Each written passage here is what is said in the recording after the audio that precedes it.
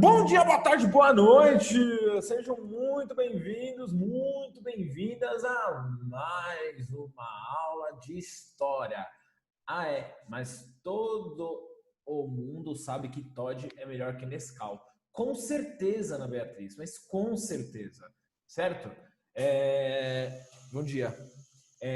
Então, seguinte, turma, na aula de hoje eu vou começar aqui a falar sobre o módulo 13, mas professor, você não terminou o módulo 12. Sim, eu não terminei o módulo 12. Só que o que acontece? Lembra que eu comentei com vocês lá no início da aula, quando a gente iniciou Grécia, que eu ia fazer essa forma? Eu ia começar o módulo 12, depois ia para o módulo 13, vou finalizar o módulo 13 hoje, tá? E aí a gente volta para o módulo 12, porque eu acho que é a melhor forma da gente conseguir entender esse mundo grego. Tudo bem? Beleza? Então tá. Gustavo Henrique, nada a ver. Bom dia, Kennedy. Seguinte, turma. Módulo 13, página 152 aí, né? Bem, coloquei a página porque é onde começa, tudo bem? O módulo. Você, obviamente, tem que ler o módulo inteiro, né? Não só a página que tá aí. Aqui só estou indicando onde começa. Opa, admitir. Isso.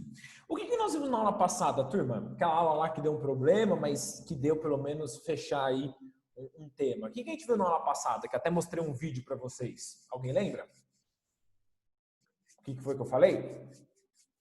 Na aula passada? Pega aí a sua anotação aí no seu caderno ou o seu print, não sei. Professor, o senhor falou sobre a Magna Grécia. Falei sobre a Magna Grécia, sim. E depois? Falei sobre a Magna Grécia e expliquei para vocês, né? Falei, isso aqui vai ser chamado de Grécia, mas... Aí eu comecei... Quando eu falei de Magna Grécia, eu coloquei uma pergunta para vocês, né? Eu falei, mas espera aí.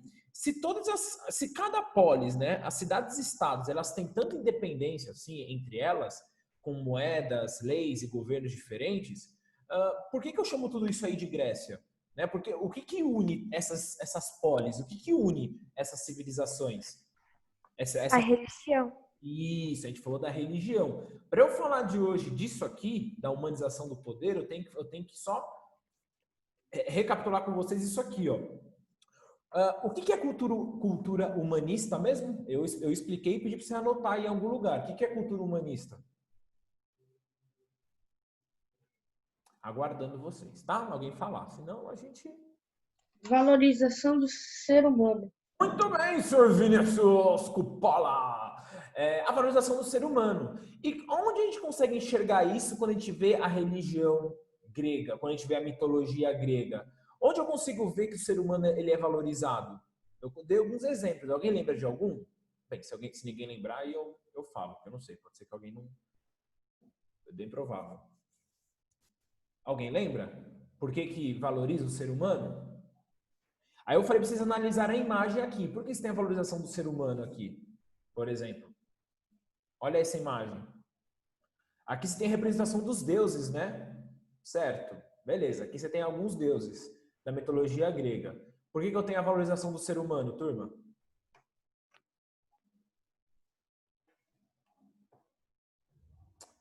Silêncio. Cri, cri, cri, cri, cri, cri. Existe a imagem de Deus comprovada? Do Deus cristão, lá da Bíblia? Existe? Não. Não existe. Não existe a imagem do... Isso, a Isabela que respondeu também. Não existe. Mas os gregos, eles representam seus deuses com forma humana. Isso não é valorização do ser humano? Sim. Eles podiam desenhar... Por que eu explico, Nath? Você falou meio tipo... Sim, eu acho que é. Por que é? Eles poderiam desenhar qualquer outra coisa.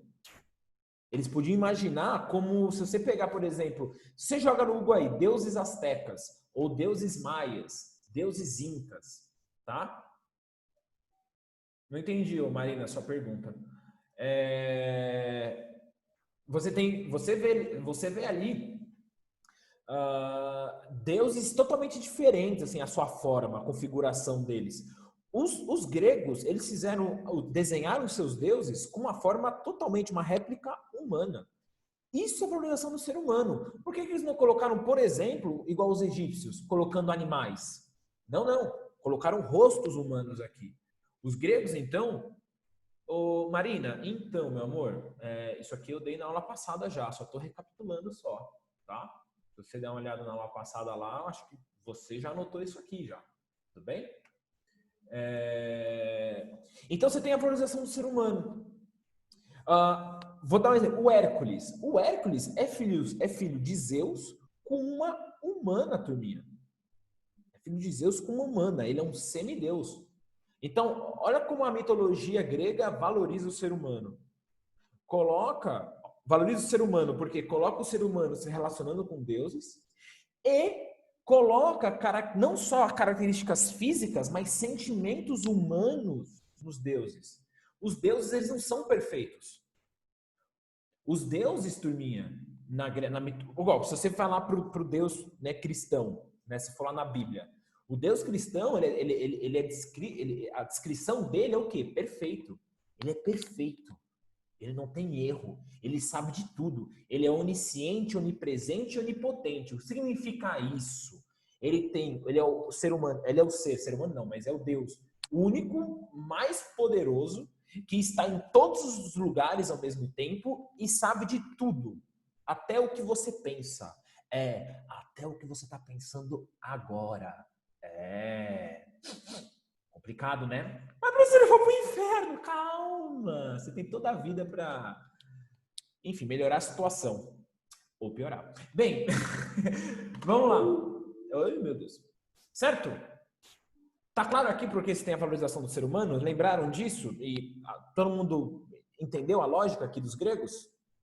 Se alguém não entender, por favor, né? Fala, professor, não entendi. Ou manda aqui no bate-papo.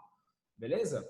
Ué, ninguém aqui tá com... O povo deve estar dormindo aqui, hein? Todo mundo com o vídeo fechado, o povo deve estar dormindo, deve estar menindo, né?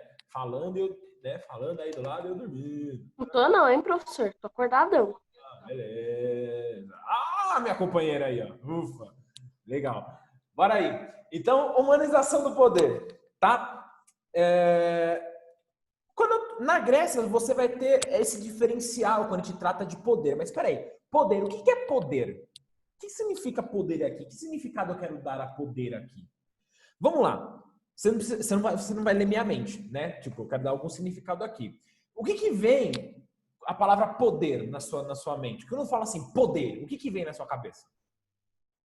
Pode falar, tipo, o que vem? Mandar? Oi? Mandar? Mandar, olha, interessante. Pode ser. Não tem certo, não tem errado, não. Beleza, para a Nath, poder é mandar. O que mais? Alguém tem uma... O que vem quando fala? Controlar tudo? Controlar, controle. Pode ser também. Tudo bem. É o que você acha que é poder. Tudo bem. Alguém tem algo diferente? Controlar, mandar. Toda vez que eu falo, professor, você pode explicar de novo? Minha internet caiu. Então, Ana, eu vou aqui agora explicar. Sim, professor. Na aula passada eu falei sobre a valorização do ser humano, né? E a gente vai ver essa valorização do ser humano hoje na política grega. Beleza? É isso. Resumindo, é isso que eu tô querendo dizer aqui para vocês. Tudo bem? Toda vez que a gente fala de poder, pelo menos assim, né? Pelo menos eu, quando era criança, falava, poder. O que é poder? Mano, quando vem poder na minha cabeça, vem isso aqui, ó. Tipo, mano, poder, velho. Isso aqui é poder, mano. Vai tirando, né? Como... Avengers! Mó da hora, hein? Aquela cena é fera, né? Avengers! Chuta Thanos! Aí vem aquela sequência só de super-heroína dando tapa no Thanos. Pá, pá, pá! Aquela cena também é da hora, velho. Nossa, sério, até arrepia, sério. Enfim, mas voltando pra Grécia, tá? Hoje não é aula de Avengers, mas né, não podia, né? Não tinha como não falar de Avengers, tá? O que é poder? Tá muito nessa linha, indo para a política, tá indo muito nessa linha que a Natália e acho que foi você, Arthur? Não sei quem foi a outra pessoa que falou, esqueci. Foi sim, pro. Foi, beleza. Essa questão de controle, de quem que manda. Ora, o que a gente viu nos impérios, reinos anteriores? Egito, Inca, Maia, Azteca, todos esses reinos, eles tinham os reinos africanos, então do Congo, reino de Gana, né? Os berberes eram nômades, certo? Mas reino de Gana, reino do Congo, né? Bem, o que eles tinham? Quem é que tinha o poder? O poder ele sempre ficava na mão de quem? Era de uma pessoa, de várias pessoas, poucas pessoas? Como que era? De uma pessoa. De uma pessoa só. Isso, você vai fazer uma aula de super-heróis. Ana, pior que dá pra fazer, viu? Uma aula só de super-heróis. A gente consegue falar muito de história sobre isso. E eu não tô zoando, é sério. Sim, o poder vem de uma pessoa nessas civilizações. E sempre essa pessoa, pega por exemplo o Egito. O faraó, ele era conhecido como uma pessoa qualquer? É um cidadão comum, é gente como a gente. Era assim ou não? Não, porque ele era considerado um deus egípcio. Isso, um Deus vivo, né? Então, quando o poder sempre fica concentrado em uma pessoa, na maioria das vezes, essa pessoa é considerado um ser divino. Cíntia, querida, tá aqui, ó. Ó em cima aqui o título, ó. Beleza? Poder, tá?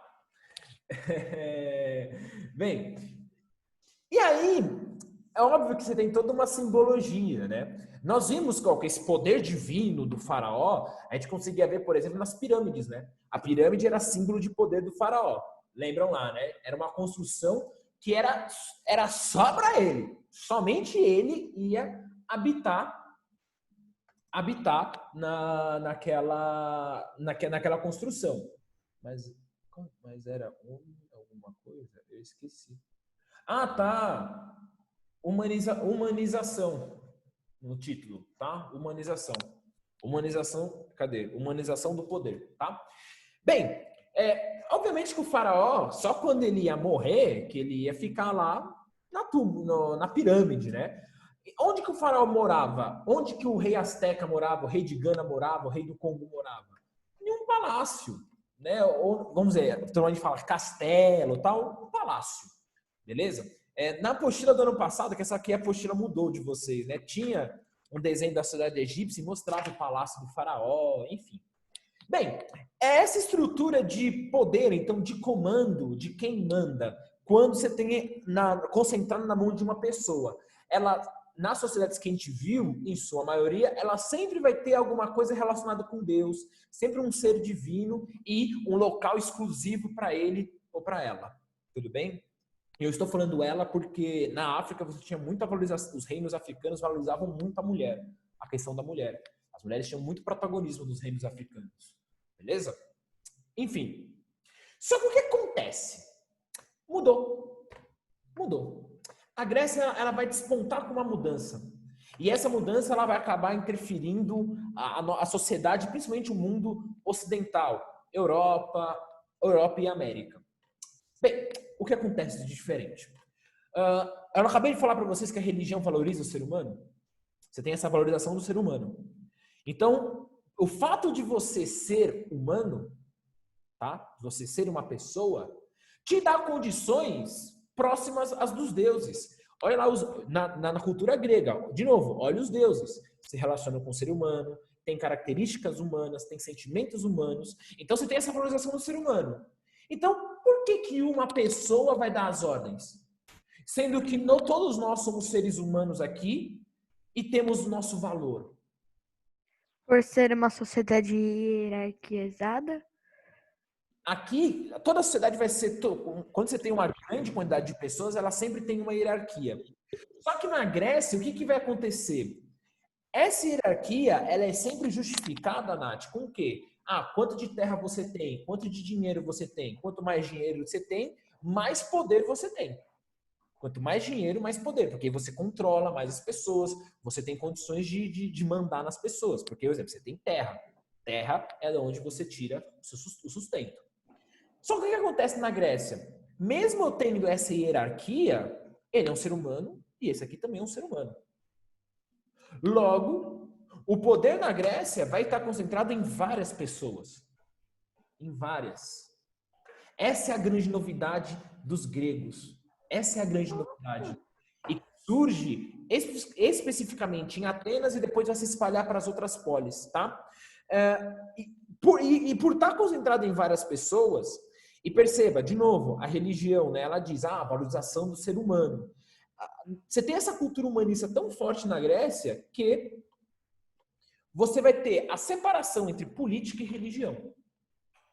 Os deuses vão cuidar do mundo espiritual. Nós, humanos, vamos cuidar das questões terrenas aqui. Ora, esse início, olha, enquanto no Egito tudo é justificado pela religião, na Grécia fala, peraí, não. Religião é algo individual de cada um. Acredite em quem quiser. Aqui, quando a gente tomar decisões para a cidade, para a polis, a gente vai separar a questão religiosa. Nós vamos dialogar, nós vamos debater aqui o que vai ser melhor para todo mundo. E a gente não pode colocar questões religiosas. Por que eu não posso colocar questões religiosas? Aqui no mundo grego, né? Colocando o mundo grego. Porque são vários deuses. São vários deuses. Então, os deuses cuidam do mundo espiritual aí. Os deuses cuidam das coisas divinas. A gente cuida da terra. A gente cuida do nosso cotidiano aqui. Então, Pode falar, Nath. Então, os seres humanos que não tinham muitas condições trabalhavam na política e os que tinham mais condições na religião? Não.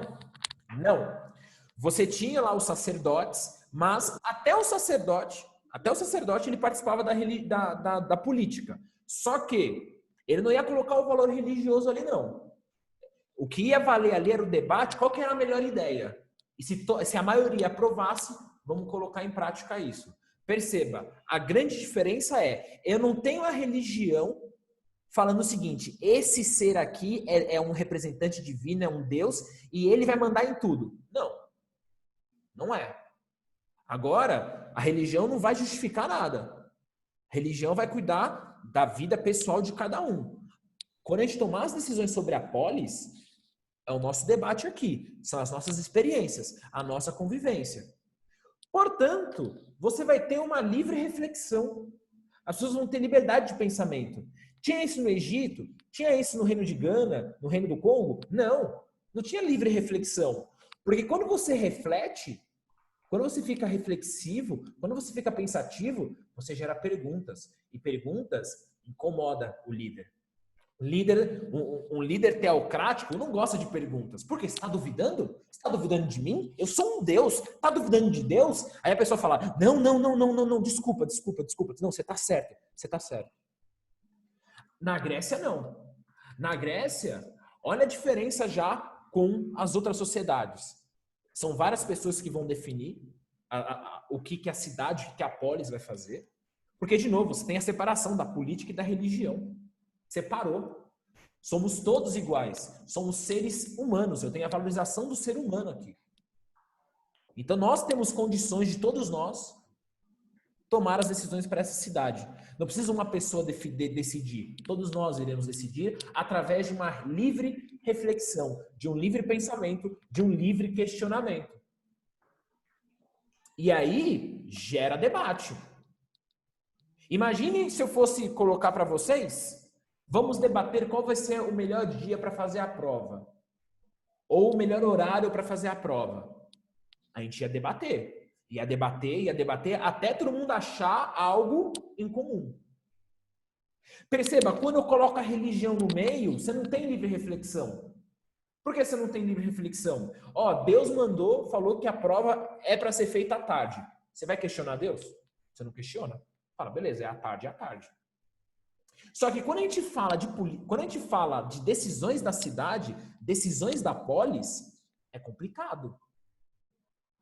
Não posso simplesmente falar, o meu Deus chegou e falou o seguinte, é isso e ponto, acabou. Mas peraí, o seu Deus. Mas e o Deus da Nath, da Emily, do Arthur, do Kennedy, da Cíntia, da Isabela, do Igor? Eu tô falando aqui o nome das pessoas. E aí? Perceba, então, você não pode usar a justificativa religiosa. Use uma outra justificativa. Deixa a religião para uma questão pessoal sua. Você crê no Deus que você quiser.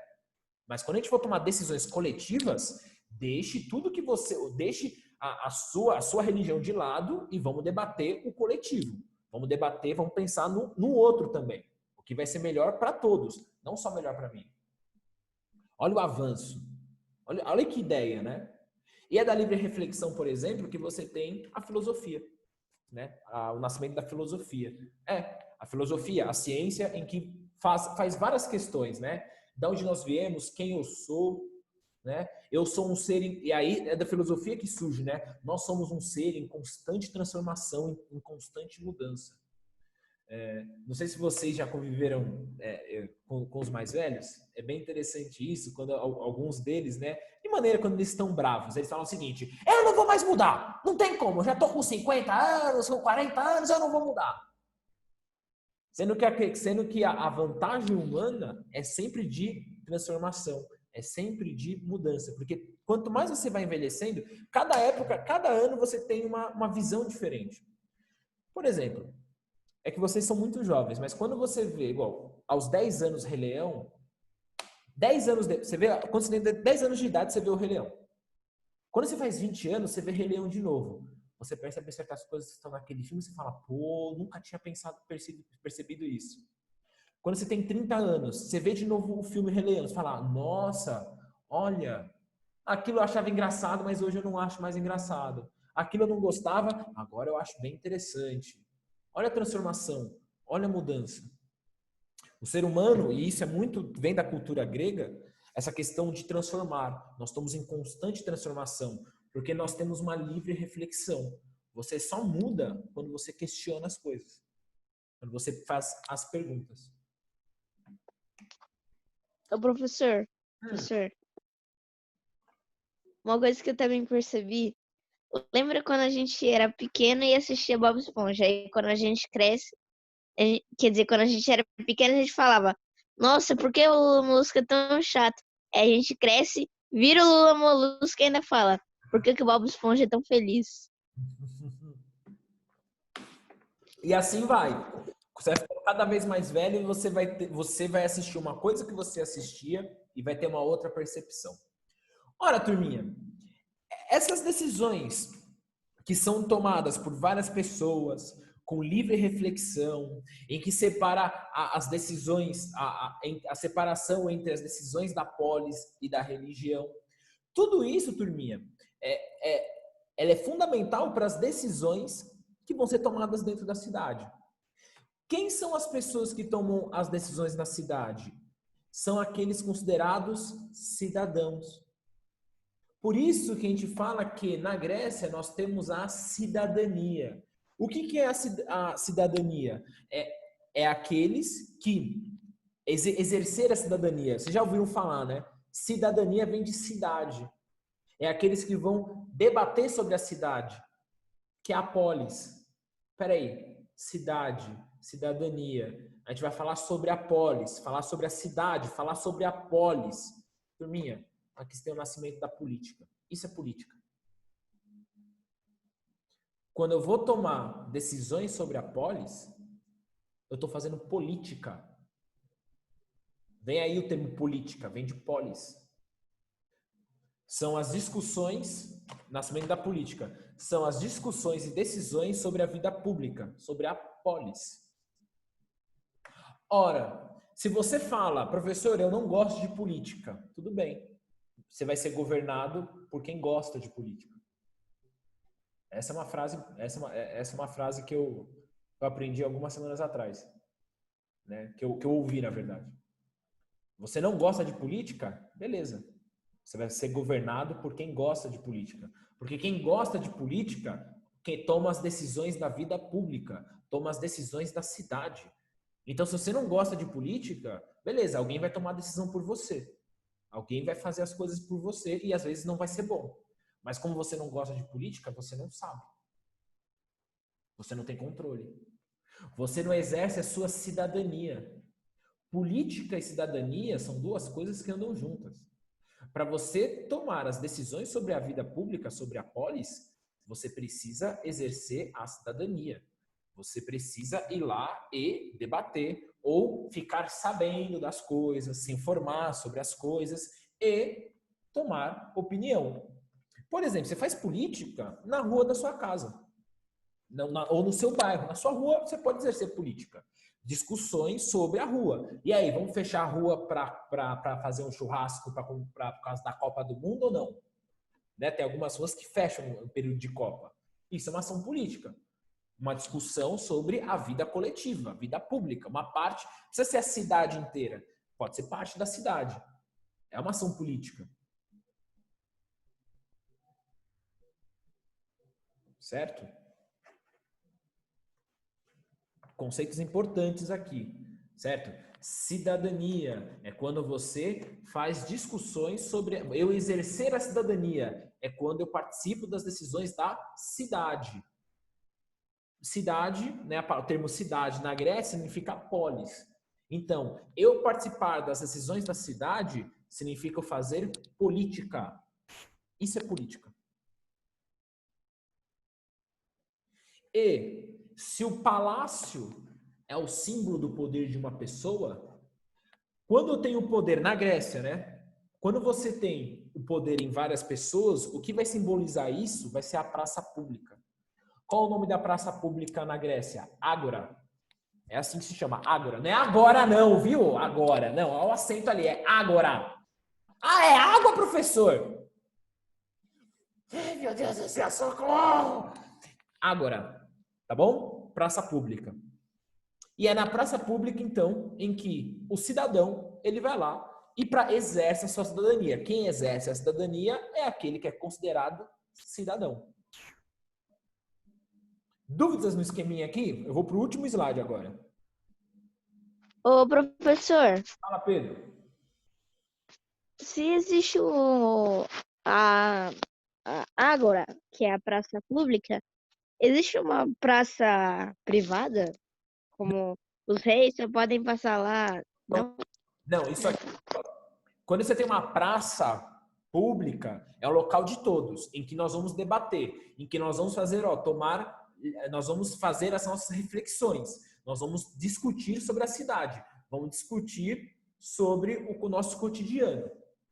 Quem pode participar da praça pública, nas discussões da praça pública? O cidadão. Quem é cidadão? Quem pertence à cidade, quem pertence à polis, né? Então eu vou fazer política, eu vou fazer política, eu vou exercer a minha cidadania, eu vou discutir as coisas sobre a minha cidade.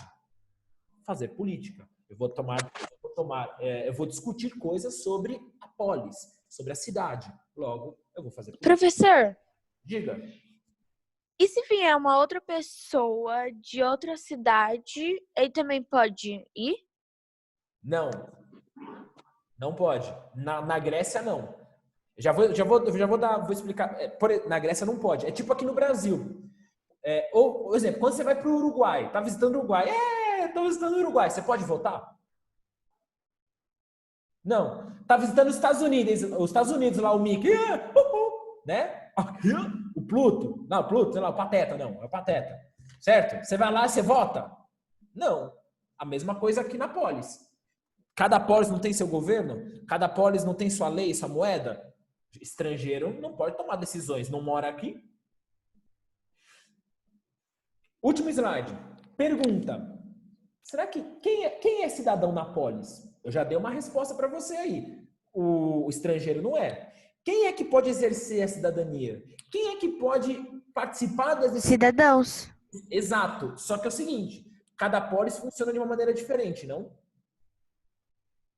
Cada polis tem um governo diferente. Então, peraí, vamos ver como vai funcionar isso. Quem exerce a cidadania? O cidadão. Só que em cada polis, você tem uma mudança aí, né? Quem pode participar, quem não pode participar. Em cada polis vai ter uma diferença. Vamos lá ver aqui rapidinho no último slide, tá? Quem exerce a cidadania? Antes do século V, antes de Cristo, né?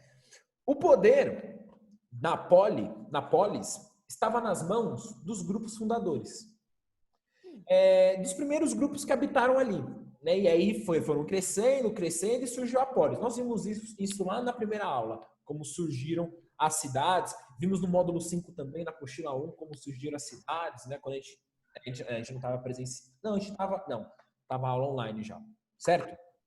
O poder, então, estava na mão dos grupos fundadores. De novo, o que a Nath e o Arthur falaram. O que é poder? Ora, eu comandar, eu mandar, eu dar ordens. Dar ordens, então, ó, quem tem terra e renda. Quem tem terra e dinheiro. Acabei de falar isso para vocês. Portanto, antes do século V, quem é que tomava as decisões na polis? Quem é que exercia a cidadania? Um pequeno grupo. Olha aqui o slide, ó. Um pequeno grupo. Por quê? Porque se o poder está na mão dos grupos fundadores, é todo mundo que tem terra? É todo mundo que tem renda? Não, terra é poder, né? Terra é eu poder comandar. Aqui, você não tem a lógica, não vou distribuir a terra para todo mundo participar. Não, você não tem essa lógica. Você não tem. Eu quero, então vai ficar na mão de um pequeno grupo. Quando você tem, então, o poder nas mãos de um pequeno grupo, não é de uma pessoa, não, hein? De um pequeno grupo. Qual que é o nome que eu dou para isso? Eu dou o nome de oligarquia. Oligarquia é um nome que eu dou, é um conceito em que o poder está na mão de um pequeno grupo. Quando você vê algum tipo de governo em que o poder está na mão de um pequeno grupo de pessoas, você fala, esse é um tipo de governo oligárquico, esse é tipo de governo de uma oligarquia. Isso aqui é uma oligarquia. Quando o poder está na mão de um pequeno grupo. E aí, na maioria das vezes, esse pequeno grupo, por que está com o poder em suas mãos? Porque eles têm terra e renda. Então, quando o poder, você está nesse pequeno grupo, o que esse grupo tem para ter esse poder? Terra e renda. Beleza? Oligarquia. Isso é oligarquia. Tá bom? Um pequeno grupo toma as decisões para toda a cidade. Oi? O pequeno grupo não seria também um grupo de cidadãos? Exato, só que não, esse pequeno grupo, Nath. Por que é só esse pequeno grupo? Porque toma as decisões quem tem terra e tem renda. Então, o restante não é cidadão. Por quê? Porque eles não tomam decisões da polis. Só um pequeno grupo. Quando você tem um pequeno grupo que toma as decisões, o nome disso é oligarquia.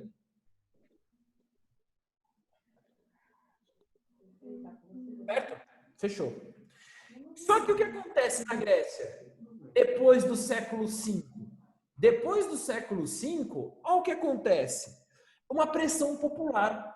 A população pressiona, fala, por que só esse pequeno grupo participa das decisões da polis? Porque nós que trabalhamos aqui também, que somos importantes para a sociedade, eu também vivo na cidade. Por que eu não posso tomar as decisões? Só porque eu não tenho terra? Só porque eu não tenho renda? Então, eu tenho uma pequena pressão, uma grande pressão popular, pedindo o quê? Maior participação. Queremos tomar as decisões na polis. Queremos participar do debate. Que negócio é esse? Só esse pequeno grupo? Só é cidadão quem tem terra e tem renda? Não. Nós queremos participar também. Mesmo a gente não tendo terra, mas a gente vive aqui na polis. Eu nasci aqui na polis. Por que eu não posso participar? É aí, turminha, que quando surge um modelo de governo em que você tem a participação do povo. O nome disso? Democracia. Democracia. O termo democracia. Quando você tem essa... Democracia vem dos gregos. Exato, vem dos gregos a democracia, certo? Então, nessa democracia, você tem essa... quero ampliar. A democracia, a luta sempre o quê? É um movimento de ampliação. Eu vou ampliar. A democracia, ela é sempre algo assim. Bem, eu estou aberto a ampliar a participação de pessoas nas decisões da polis. A oligarquia, fechado. Fechado. A democracia, não, eu estou aberto a pensar em querer aumentar, em querer ter o aumento da participação de pessoas nas decisões da polis. Aqui você tem, então, e também a luta, a igualdade perante a lei. Na oligarquia você não tem igualdade perante a lei. Só quem tem terra e tem renda que se beneficia da lei. Aqui, o nome isonomia, igualdade perante a lei. Isonomia significa igualdade perante a lei. Vai ser característico dessa época. Tudo bem? Tem exclusões? Tem exclusões. Não participam crianças, tipo vocês hoje, criança não vota. Escravos, estrangeiros e as mulheres, tá? Professor, a aula vai cortar. Eu sei que vai cortar. Tudo bem? Gente, tem lição de casa. Era bem limitado, né, professor? Mas nem se compara a oligarquia. Turminha, eu vou colocar o próximo slide como a lição de casa e aí na próxima aula eu termino isso aqui. Não, já terminei, mas eu explico melhor aqui esse finalzinho, tudo bem? Olha aí a lição, Manda foto. tá? E aí, se vocês quiserem Manda. finalizar o caderno, só você rever a aula que no já vai estar no YouTube e você finaliza, beleza? É isso, turminha. Pro, manda foto? Oi? Manda foto?